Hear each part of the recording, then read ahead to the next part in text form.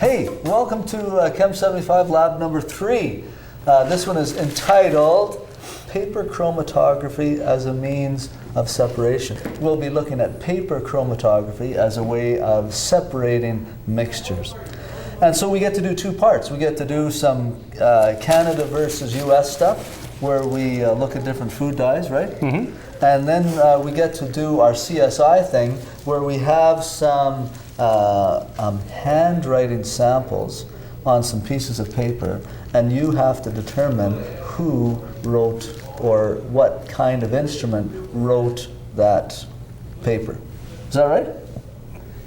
Yep, that's right. Yeah. Which you're going to determine which pen made the writing sample. But it sounded better. Who done it? Who done it? The who done it. All right. Well, let's get at it. Okay. So what you're going to do first is at the back of the room you will find these chromatography paper samples.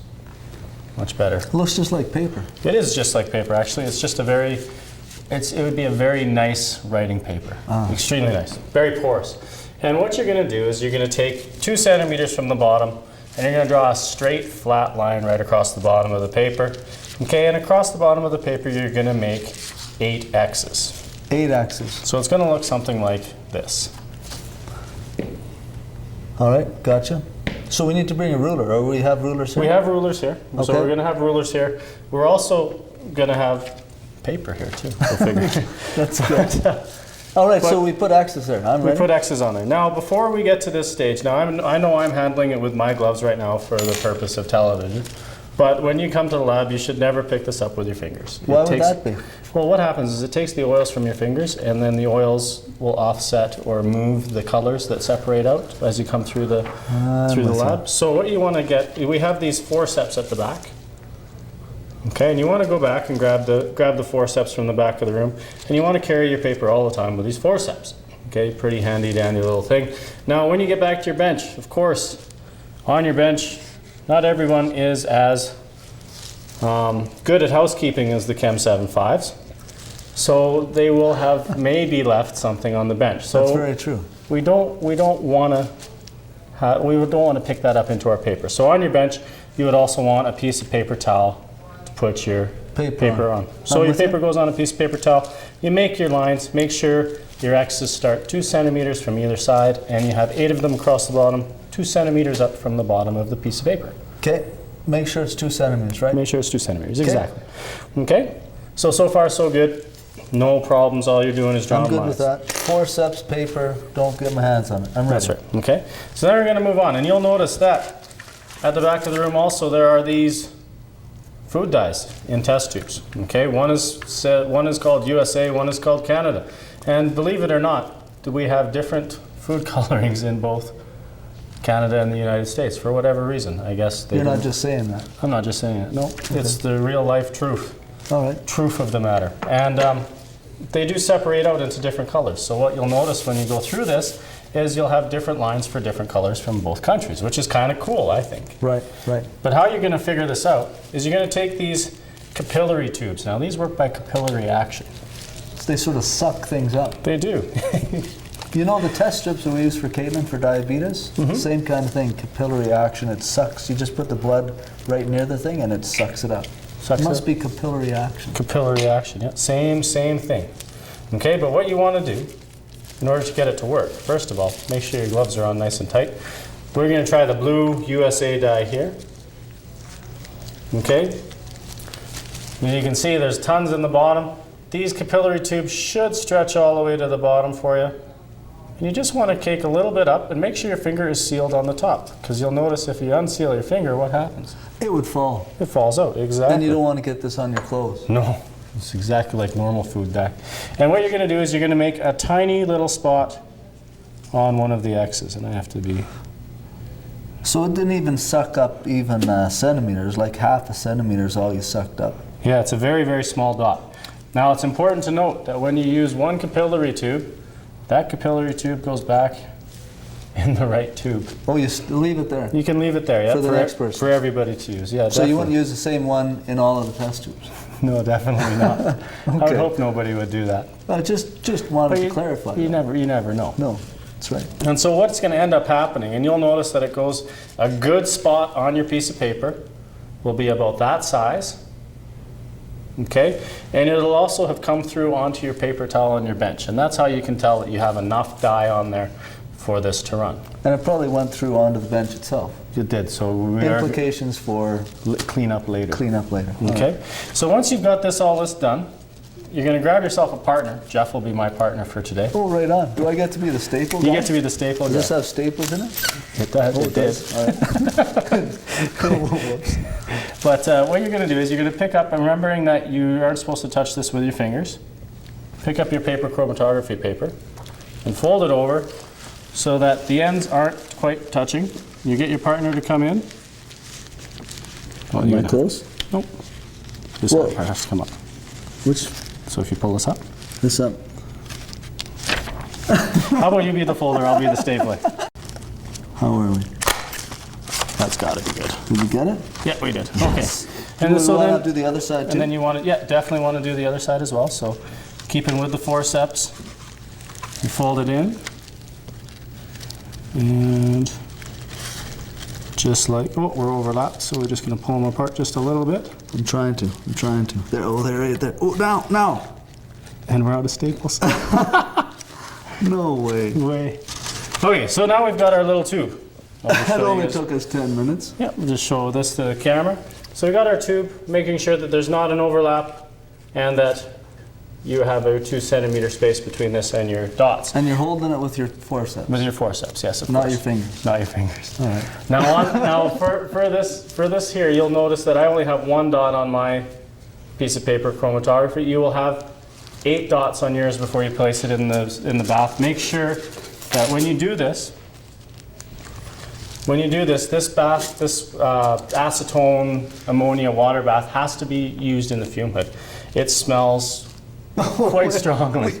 We opened it earlier. Not a good smell. It smells like what? Ammonia.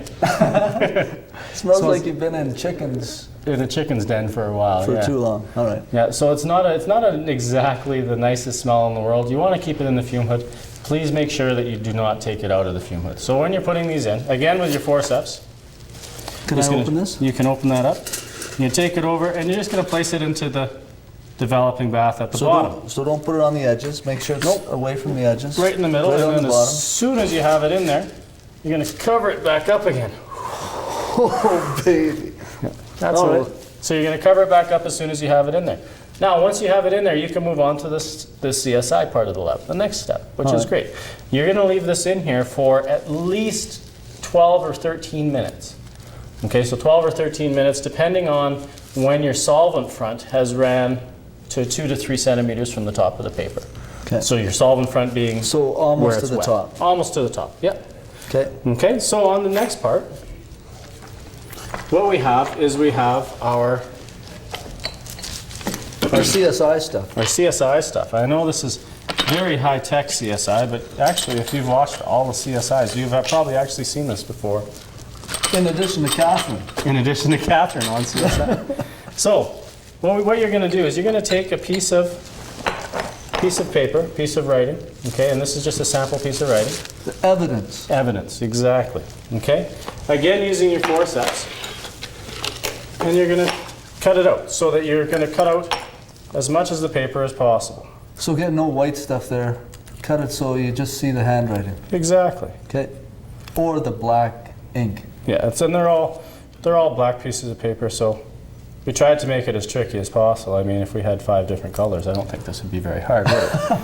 No. But which one was the blue one? yeah. So they are all different, or are all the same colors. And what you're going to do is you're going to take the piece of paper, so you just have the writing on there. You're going to place it into a Durham tube.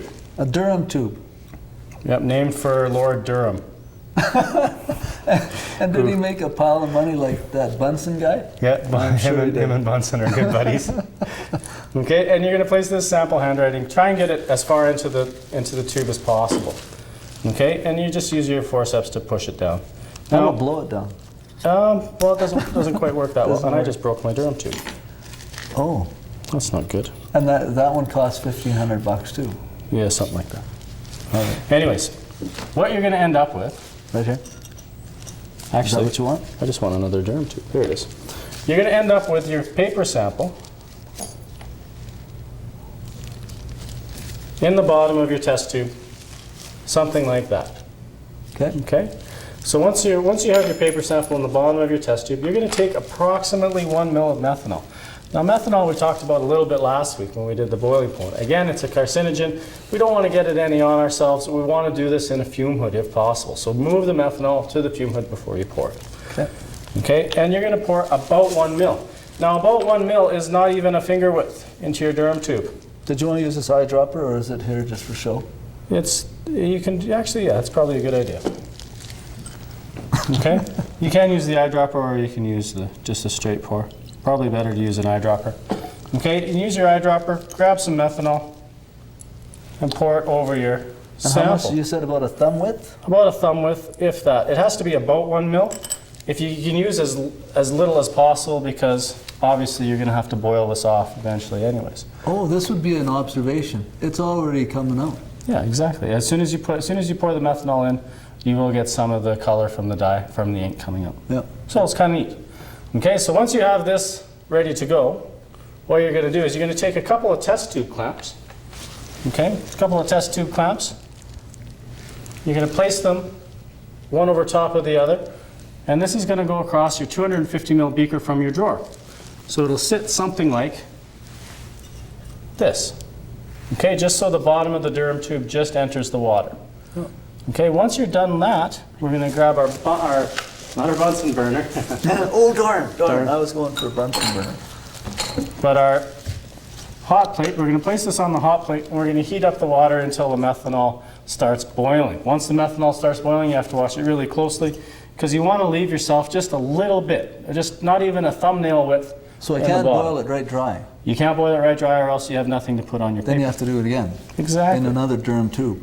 Exactly. So while this is all happening and going on, you can grab yourself another piece of paper, okay, and you're going to put, again, 3 centimeters from the bottom, you're going to put your 5 known inks and your 1 spot for your unknown ink on the bottom of the paper. 5 inks like we have Right there.